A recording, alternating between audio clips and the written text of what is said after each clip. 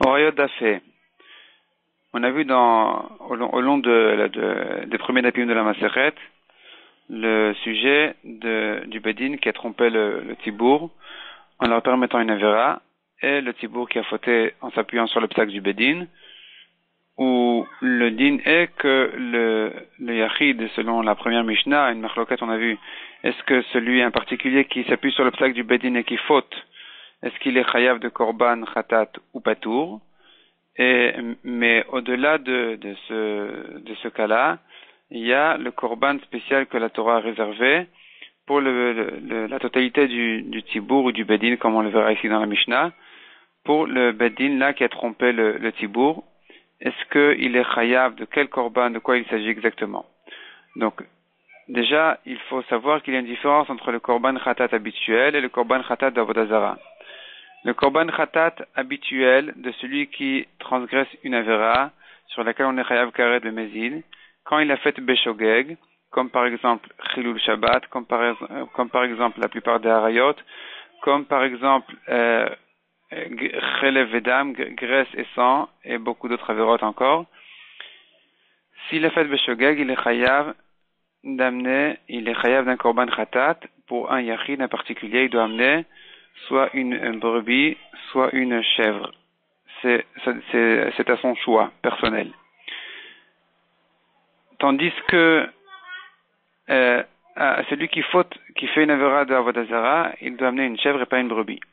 Donc ça c'est le particulier. Maintenant le tibour, le tibour qui a fauté, doit amener un korban khatat. En général, dans toutes les avérotes, ils doivent amener un taureau qui s'appelle par Helem Davar chez le Tibour, par le taureau Helem Davar de l'erreur du Tibour.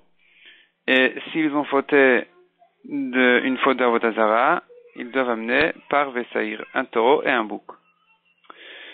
Maintenant, il faut savoir exactement qui est celui qui est chayav, à quelles conditions on est chayav, combien de taureaux il faut amener, etc. Donc dans la Mishnah, on a 3 avis, dans la Gemara, on aura un 4e. Premier avis de la Mishnah, c'est Rabbi Meir qui dit que ce korban spécial-là, du Bedin qui a rendu le Tibour en erreur, ce korban-là est le korban du Bet-Din uniquement, pas du Tibour. Donc, le Bedin amènera toujours qu'un seul taureau dans les autres avérotes et dans Avodah Zarah, un taureau et un bouc. Selon Rabbi Yehuda, chaque tribu doit amener ce korban-là, donc un taureau ou un taureau et un bouc. Ça fait en tout 12 taureaux pour les autres avérotes, pour les 12 tribus, et dans Avodah Zarah, 12 taureaux et 12 boucs. Selon Rabbi Shimon, et le Tibour et le Bedin doit amener. Donc Rabbi Shimon pense, comme Rabbi Meir, que le Bedin doit amener, comme Rabbi Yehuda que le Tibour doit amener. Donc ça fait 13 taureaux pour 12 tribus, et le 13e pour le Bedin. Dans Avodah Zarah, 13 taureaux et 13 boucs. Ça c'est un sujet. Autre sujet que dit la Mishnah, quel est le din dans le cas où pas tous les 12 tribus ont fauté, mais simplement 7 tribus qui sont le rov, la majorité du clan Israël, ou le rov des 7 tribus ont fauté, en s'appuyant sur le psak du Bet-Din. Donc la Mishnah a dit, selon Rabbi Meir, c'est suffisant déjà pour rendre chayav le Bet-Din d'amener son korban. Selon Rabbi Yehuda, ici, les 7 tribus qui ont fauté doivent amener leur korban, et même les autres qui n'ont pas fauté, elles doivent aussi amener chacun son taureau. Selon Rabbi Shimon, seules les tribus qui ont fauté et le Bedin doivent amener leur korban. Ça fait en tout 8 taureaux.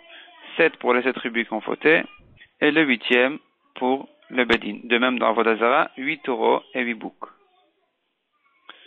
Autre sujet de la Mishnah, une tribu qui a fauté, un chevet qui a fauté en s'appuyant sur le psak du Bedin, mais pas du Bedin général de tout Israël, mais de son Bedin particulier à ce chevet-là, est-ce que ce chevet-là devient chayav?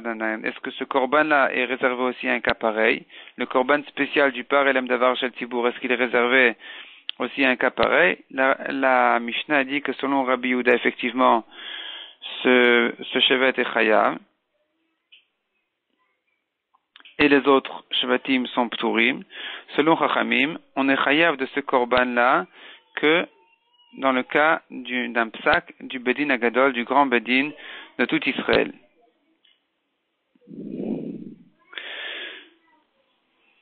La Gemara ramène une braïta. Donc jusque-là la Mishnah. La Gemara maintenant ramène une longue braïta et puis l'explique après petit à petit.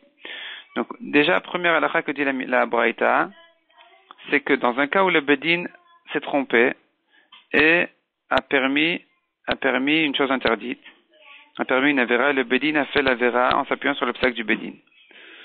Ensuite, le bedin a réalisé son erreur, mais le bedin ne sait pas quelle est la chose qu'il a permis. Est-ce qu'ils ont permis de manger de la graisse interdite ou bien de manger du sang interdit.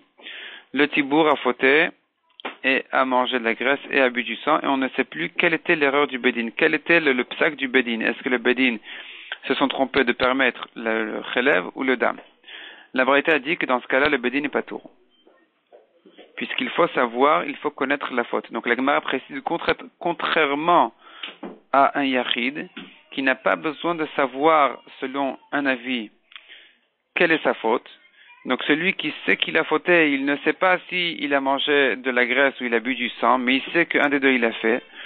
Donc celui-là est selon un avis chayav de korban khatat. Tandis que le beddin, on apprend d'une racha, est patour dans ce cas-là. Ensuite, la Braïta ramène les trois avis de la Mishnah, à savoir qui est chayav de ce korban, selon Rabbi Meir le beddin, selon Rabbi Yehuda le tibour, selon Rabbi Shimon et le tibour, donc chaque tribu et le beddin. Et puis ensuite,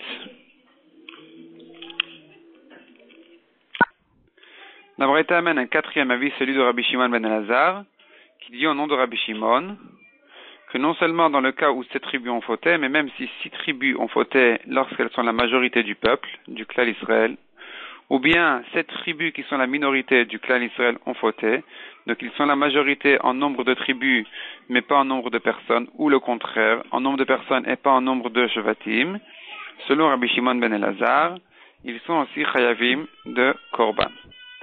Ensuite, les Gemara ramènent toutes les drashot de chacun de ces 4 avis-là, comment on apprend des psukim, leur halakha, leur avis. Et puis la Gemara rajoute der Hagav encore une halakha, à savoir que ce korban-là concerne le cas où le bedin a été possèque en erreur, et le tibour a fauté en s'appuyant sur le bedin. Il n'y a pas besoin que le bedin ait aussi lui-même fauté, mais par contre, il faut que le bedin se soit trompé dans son psak, et le tibour qui se soit appuyé sur le bedin pour fauter, selon le psak du bedin. Et la Gemara ramène là-dessus aussi des drashot. Donc ça on apprend de Meneakad, donc c'est le bedin qui se sont trompés et le tibour qui ont fauté. Donc on voit ici aussi que le Kahal a dû fauter. Ça on l'apprend de 2 psukim qui se complètent l'un à l'autre. Donc là je passe déjà à Moudbet. C'est un pasuk qui dit Meneaeda, donc c'est le bedin. Ne'esta lishgaga, la vera a été faite. Donc le bedin s'est trompé, c'est le menaeda, et l'erreur a été faite, pas par le bedin lui-même, parce que le pasuk aurait dû dire le bedin a fait. Elle a été faite par d'autres personnes, donc c'est le tibour. Et un deuxième pasuk qui complète cette racha qui dit le cholam bishgaga, c'est tout le peuple qui s'est trompé, qui a fauté. Le bedin en se trompant dans le psak, et le tibour en faisant la vera. Et la Gemara explique pourquoi est-ce qu'on a besoin de ces 2 drachot-là, ces 2 psukim-là. Ensuite, la Gemara pose une question. Un chevet, selon Rabbi Yehuda, qui a fauté en s'appuyant sur le psak du bedin agadol, du grand bedin général de tout Israël.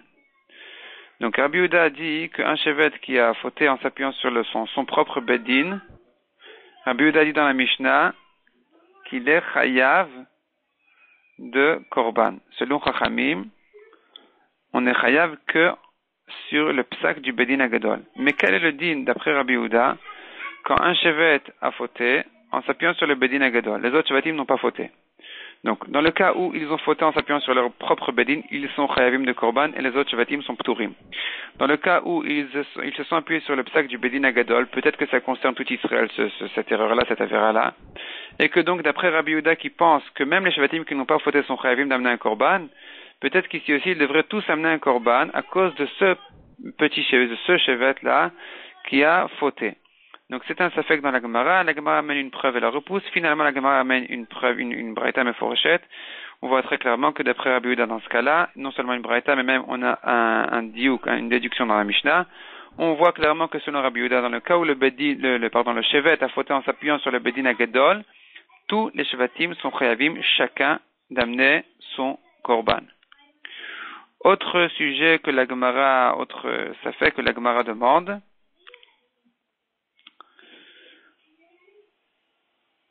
Un shevet qui a fait une avéra en s'appuyant sur le psak du bedin agadol, selon Rabbi Shimon, est-ce que on est chayav de korban ou bien il n'y a pas de korban? Rashi explique le safek, à savoir, selon Rabbi Shimon qui pense que chaque shevet est chayav d'un korban séparément, donc s'il y a 12 shevatim qui ont fauté, il faut 12 taureaux plus celui du bedin. Donc on voit que Rabbi Shimon considère que chaque tribu est appelée un kahal. S'appelle un kahal, s'appelle déjà un tibour qui est chayav. La question se pose, est-ce que il ne s'appelle un kahal qu'à partir de 7 tribus qui sont déjà le rov, ou bien, même si un seul shevet a fauté, il s'appelle déjà kahal et il est déjà chayav de korban. Et la Gemara prouve de la Mishnah que même un shevet est chayav, un seul shevet qui a fauté, donc pas en s'appuyant sur son propre bedin, car ce n'est que l'avis de Rabbi Yehuda de rendre chayav dans un cas pareil, mais dans un cas où ils se sont appuyés sur le psak du bedin agadol. Donc Rabbi Shimon pense que le psak du bedin agadol est le psak, et c'est dans ce cas-là que la Torah rend chayav de korban par elem davar shel tibour. Et la Gemara prouve que non seulement dans le cas où le rov des shevatim ont fauté, mais même si un shevet a fauté, puisqu'il s'appelle déjà kahal, en soi, c'est suffisant même pour un shevet de le rendre chayav de ce korban en question. Puis ensuite, la Gemara ramène des psukim, d'où on apprend qu'un shevet s'appelle kahal.